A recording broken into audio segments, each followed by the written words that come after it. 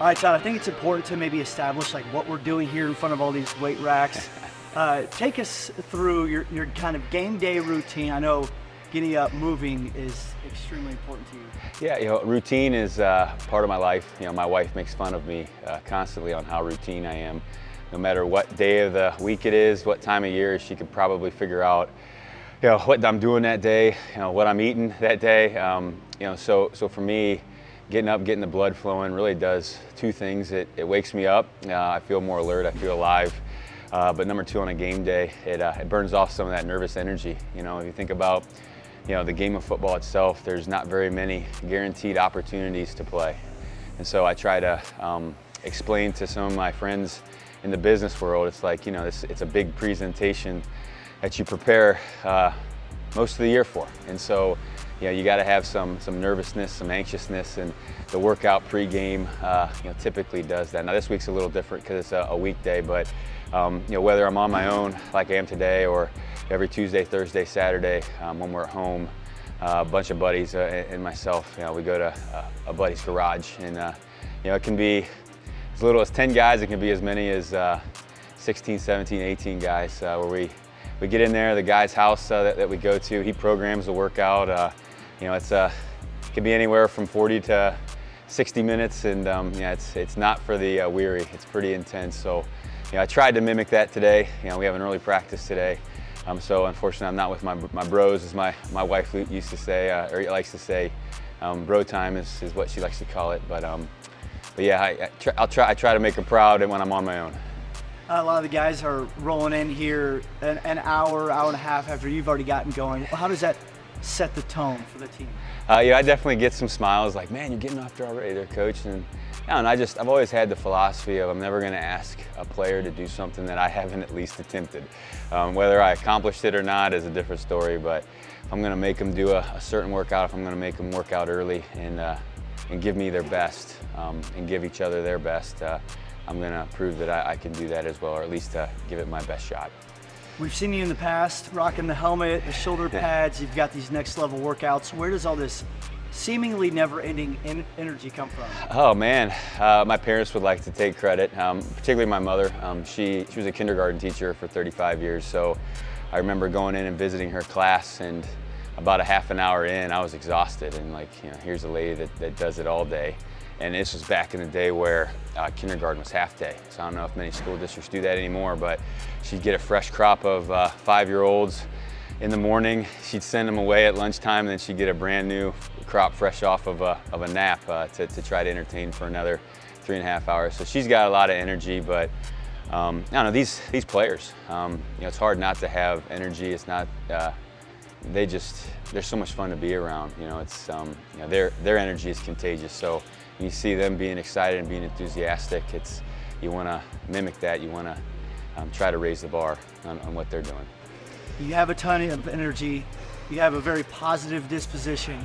But I imagine that was tested a little bit in the 2021, 22 seasons. There was a stretch there, 14 straight losses over the 2 seasons. What did you learn about yourself during that time? There was a saying that I picked up from Dave Doran out at NC State. It was a sign right when you walked in his office, and it was be positive or go home. So I mimicked that sign, and it's on my wall now. It's on the door as you walk into my office, and that's something that you have control over. You may not have control over the outcome, but you have control over your attitude and what kind of disposition you carry, and how you treat other people, and how you respond. And we talk about that all the time with our team. It's not necessarily what happened, it's how did you respond from that happening? Can you take that mentality of, hey, this is, something happened to me, why me, as opposed to, hey, what can I learn from this? How can I use this opportunity to grow? And so with each one of those losses, it wasn't easy, but at the same time, it was a good opportunity to look in the mirror and see, hey, what can I do differently to help this team win? But always stay positive, because that's the one thing that I could control it.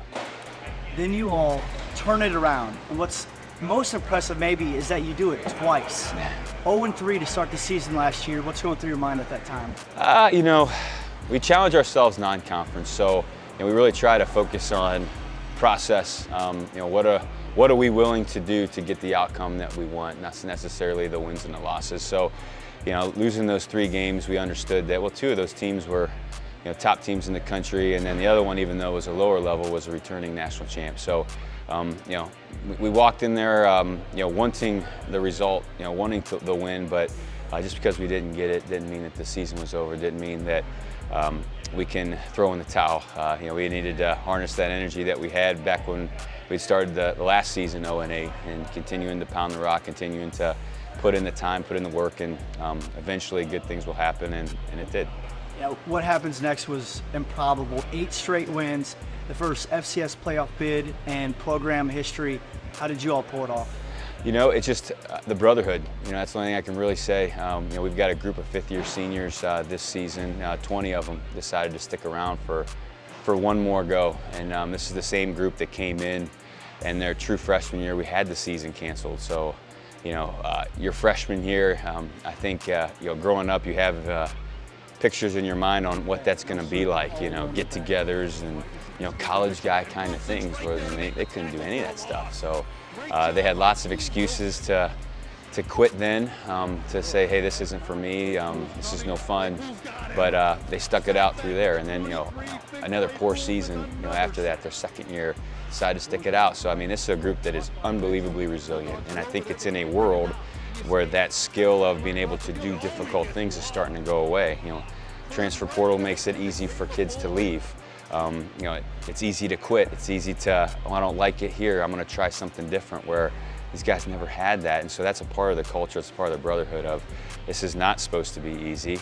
If we want to have a great season, if we want to have a great life beyond here, there's going to be sacrifice, there's going to be pain. And so it's not necessarily, what do I want? I want a championship, I want to make $1 million, I want to be the CEO of this company.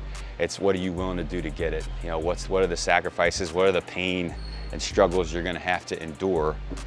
Okay, if I'm willing to do that, then I know that this can happen down the road, and that's what this team is really built off of, and that's what this place is built off of. I think Drake, you always try to find your niche, what's the edge, and I think that's what this place has across the board, all athletics, is it attracts a person that's looking for a challenge. They want to play a high level of ball. Okay, well, shoot, man, whatever conference it is, whether it's the Pioneer Football League, the Missouri Valley, the Summit, whatever it is, man, you're gonna be challenged athletically week in, week out, day in, day out. Then you have to piggyback that onto a school where there is nowhere to hide.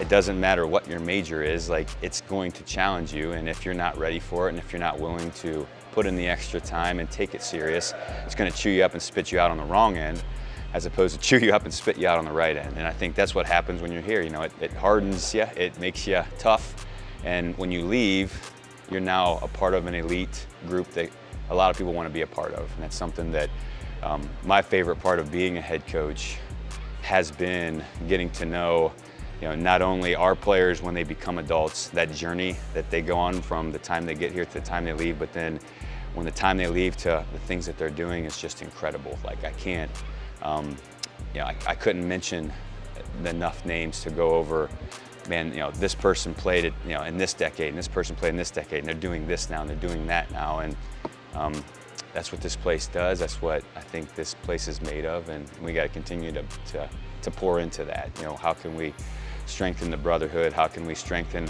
each other? That's why I love it so much here. I'm curious, you guys went through those ups and downs. Like you said, you guys were chewed up, but he came out on the right end of it. Yeah. Got to raise a trophy last year. How rewarding was that for you individually? It wasn't necessary. Gosh, I felt great, especially not being able to win a lot of those close games and be able to kind of flip the script and come out on top. But it really was about those seniors. The seniors that are fifth years this year, but then the fifth years a year ago, they were my first recruiting class. So here I am, first head coach. They had the courage to believe in me as a leader. And so for them, again, to be a part of some struggles, to not have a whole lot of success on the field, but continuing to believe when you have absolutely nothing to show for it, other than maybe today will be tomorrow better than yesterday. And so that was the best part about it for me.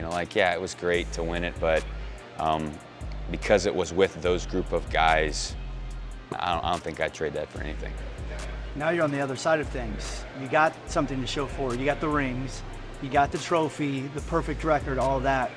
What is your approach this year? Yeah, you know, it's I think your life is full of peaks and plateaus. You know, where you climb a mountain, you get to the top, you experience success, but then how do you take the next step? You know, we have that saying, here, raise the bar, for this season, and so how do you fight through apathy? How do you fight through complacency? How do you fight through arrogance? To where, hey, we got to continue to climb, to do things better than we've ever done before. And so knowing that there's a big target on our back now, that everybody in our league wants to be the team that knocks us off, I think has created an extra spark, for us, to prove that it's not a fluke, it's not just a one and done type of thing. Is another bit of motivation for our players to, hey, just because we did it last year, this is a new team, this is a new crew, this is a new season, this is a new set of challenges. We got to go back to where we started, and that's earning the belief that we have not only in each other but in ourselves. That's the toughest critic, I think, in our lives, is when you wake up and you look at yourself in the mirror. The guy looking back at you, you got to be happy with what you're seeing. And so, that's where it has to start. That's where it started back in January. How do we earn that belief in ourselves? And then, when we believe in ourselves, how can we believe in each other, believe in our coaches, believe in our program? And then that's when you start to take those next steps of, boy, okay, I have all this belief. Now I have the courage to do it, to put myself out there, to take a risk, to be vulnerable, to play with passion. And then, boy, now that I've got that and I've experienced some success, now I've got independence. I don't have to count on anybody to help me do it. Like, we've got this now. We can accomplish what we want to accomplish. We don't need things to be perfect. We can handle adversity, knowing that if we continue to put our head down and play 6 inches in front of our face, we're going to have some success. So that's been the biggest challenge is, okay, we've won it, so now how do we push through the pats on the back, the feeling good about ourselves, the banner reveals, like how can we push through that kind of stuff and go back to where we started when we began the climb. You told me typically after these workouts you do a cold plunge. Yeah. What's colder, that or a Gatorade bath in November? Usually the Gatorade bath, because it is November, I'm not as hot. So like right now a cold plunge sounds fantastic.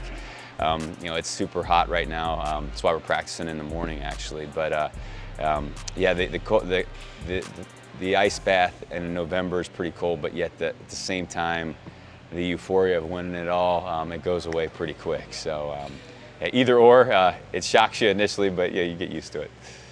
I appreciate you, man. Thank you so much. Absolutely. That was awesome. Thank you for your time this morning. Oh, yeah.